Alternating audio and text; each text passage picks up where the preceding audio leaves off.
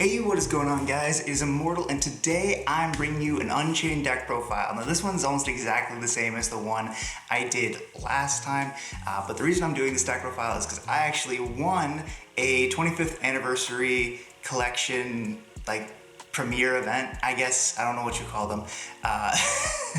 But I actually did win. I won with Unchained, so, shout outs to me. So I just wanted to do the deck profile so you guys can see what I played, and I'll talk about what I might change about the deck. Alright, so here we are rocking the Eldritch mat that we won. Gotta rep the store. So shout out to Highlander Games, obviously, for hosting the event.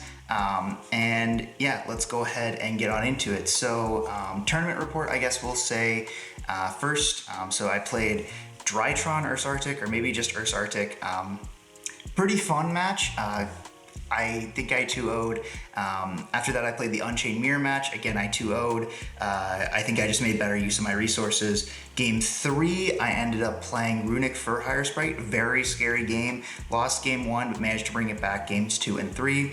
And then round 4, I played against the deck that I was most afraid of, which was Volcanic, Snake Eye, Horus. Blake played that. I know a lot of you guys love the Volcanic deck profile, so hopefully we can get him on the channel again and do a deck profile for his updated deck, which is insane. It basically came down to game 3, he bricked, I didn't. So we ended up taking the mat, and this is what we took it with. So this list is pretty standard, but we've got 3 Red Dog and 3 Aruha. Obviously, you max out on these. These are the best ones. Use the effects from hand, so you want to max out on these. We are playing 2 Rakea, just the 2. And to pair with it, we are only on the 1 Sarama. There were definitely times where I missed the 3rd Rakea and the 2nd Sarama. I do like the 3-3-2 ratio of the level 3s. But as long as you're making good use of your Unchained links, doing things like escape, target rage, target another monster, and then Yama bring back rage effect to add back, you usually can recycle these and make more plays later on. Along with the 1 Sarama, we're on 1 Unchained Soul, and then we are on 1 Solo Shyama. I have cut the Blue Dog. I went from playing Blue Dog in main to playing Blue Dog in side, and then when I was never siding it, I just decided to cut it entirely for a different card. There are definitely times where you miss the Blue Dog, but it just comes up so infrequently. You're playing so many bricks. You really want to see as many consistent cards as you can, and the fact that we're playing, 4, sometimes 5 main deck bricks, cutting the one that's the worst to see is definitely the best thing to do. We're on the 3 Tour Guide and the 1 Rhino. You have to play these. I will say I was playing the gold rares, and I upgraded for the new 25th anniversary rarity collection secret rares. These secret rares look so nice. The camera will not do it justice, but these are such nice secret rares. I really like them. Then on to spell traps. We're on the 3 Abominations Prison. You gotta play that. We're on 3 Escape, 3 Chamber, and 1 Wailing. I am on the 1 Wailing main deck. I like it just because sometimes seeing a 3rd spell trap that you can pop lets you end on Machinex as well as Wave High King and the Rage. So I really like seeing it. Also, if you just make this, if you just hard draw this or search it or whatever, it gives you another layer of interaction, which I like. A lot of people will say that Wailing's not worth playing. If you need another slot, go ahead and cut it, but I like having the 3rd. We're on the 1 Vice King and the 3 Dark Contract. There's an argument that maybe we shouldn't play this. It is bricky. If you draw a Contract plus Requiem, it's not that great. But I do really like the package. I think it's worth playing. I don't know, if you're cutting this, you're just cutting it for hand traps. And I like the utility of being able to threaten Zeus out of just 1 spell trap. Also, I thought about playing a single Dark Contract with a Swamp King. It's just kind of like a funny tech where you can make some of the DDD fusions. However, they're just really not that good. And if your Wave High King goes to grave, searching this isn't bad because then you have a discard for Abominable Unchained Soul. And then on to non-engine, we're maining 3 Ash, 3 Crow, 3 Droll, and 3 Imperm. So I think Ash and Droll are just kind of good this format. Zach pilled me on 3 DD Crow in the main deck, and I actually do like it. The only problem is I have to remember what I need to be DD crowing. I think Imperm, I might honestly switch Imperm out for Ghost Ogre just for the Horus cards, just to hit the King Sark. Imperm is more generic, but I think Ghost Ogre also does a lot against, you know, other strategies. But we'll obviously have to see. So that is the main deck. I couldn't tell you the card count. I just kind of played what I wanted to play, and if it was close to 40, I called it good. Onto the extra deck. So we are, you know, pretty standard extra deck. We're on 2 Yama, 2 Rage, 1 Anguish, and 1 Unchained Abomination. This is a pretty standard package. I don't play the 3rd Rage or the 3rd Yama.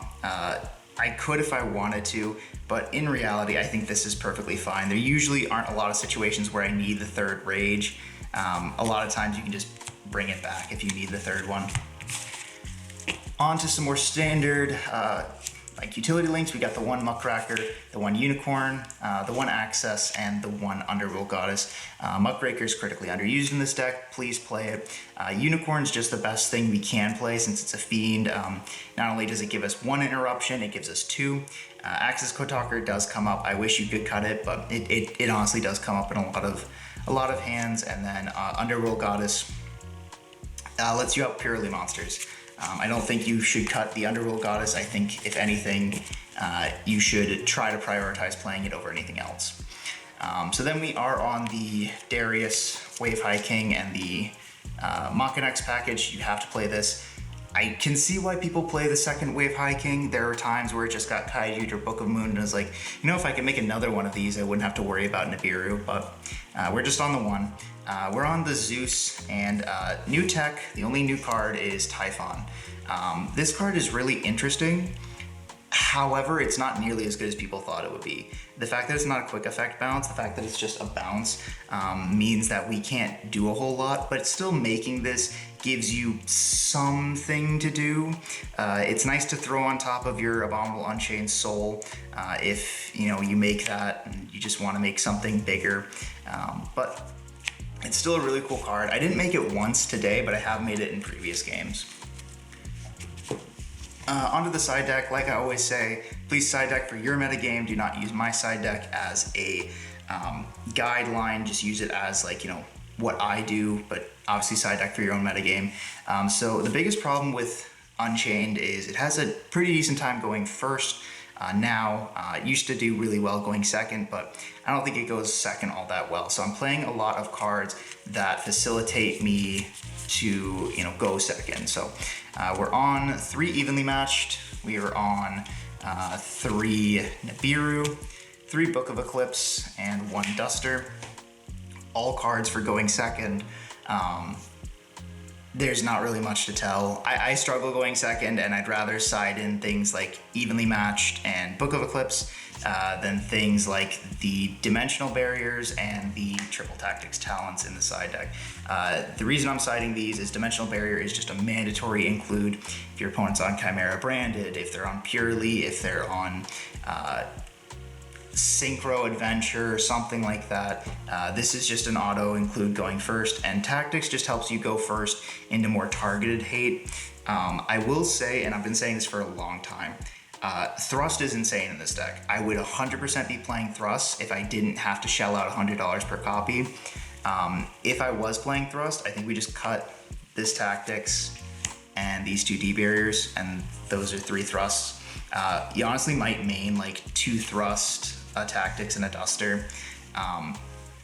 Something like that. I really think Thrust is an insane card. I would love to play it if I could, but unfortunately we just don't have them at the moment. So that is the Unchained deck. I hope you guys enjoyed it. Like I said, this is almost 100% a very standard deck. The only thing that I'm playing differently is probably the Wailing.